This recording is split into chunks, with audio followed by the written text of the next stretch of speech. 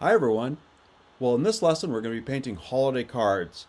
It's a great practice to do small little cards and do several of them over and over. They go together quite easily and you can really practice on these cards. And everyone loves to get handmade holiday cards in the mail.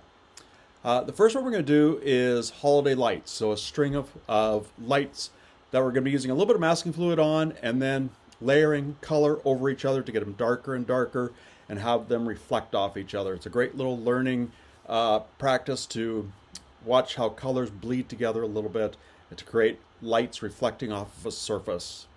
The second one we're going to do is a nice tree which has lights on it and some snow.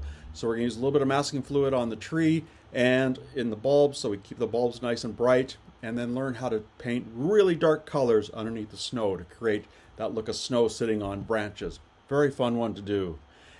And finally, we're doing a really wet into wet one where we're working with really wet paper and really wet paint to create some pine boughs and a nice Christmas ornament or a nice bright red ball in it.